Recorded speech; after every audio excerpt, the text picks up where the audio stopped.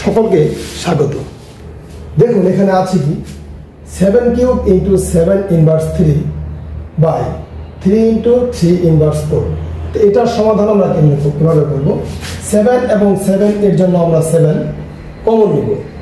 তারপর এখানে 3 আছে, তো 3 দিলাম, এখানে মাইনাস আছে, পরে মাইনাস দিলাম, এখানে 3। তো 3 এই 3 আমরা -3 দিয়ে দিলাম, 3 এবং এই 3 আমরা এখানে দিলাম -4। প্রথম আছে কত? 1, মনে মনে কিন্তু 1 আছে, কিন্তু 1 দিলাম, কিন্তু -4। বিষয়টা কি দাঁড়ালো? এখানে দেখো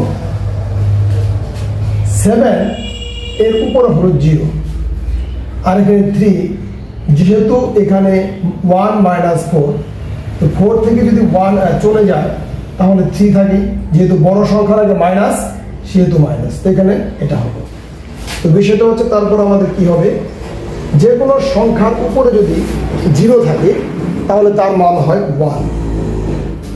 তারপর আমরা এই 3 টু দি পাওয়ার -3 যে আছে, মাইনাসের জন্য একটা দাঁড়ি দেব, উপরে হবে 1, নিচে হবে 3 কিউব, এইভাবেই লেখা হয় সাধারণত এগুলো। তো উপরে আছে কত আমাদের 1, নিচে আছে কত 1/3 কিউব। 3 কিউব মানে কি? 3 ইন্টু 3 ইন্টু 3, 3 3 9, 3 9 27, 27। এই যে 1, এই 1 আমরা দিয়ে দেবো গুণন। আমরা জানি কি ভাগের নিচে যদি কোনো ভগ্নাংশ থাকে তাহলে সেটা উল্টে যায়, তাহলে উপরে কি হবে 27 আর নিচে হবে 1, অর্থাৎ তার আনসার হবে 27। যদি এই অঙ্কটি বুঝে থাকেন তাহলে এই বোর্ডে দেওয়া এই অঙ্কটির সমাধান আপনারা করে আমার কমেন্ট বক্সে জানাবেন। যদি ভিডিওটি ভালো লেগে থাকে কমেন্ট করবেন, শেয়ার করবেন।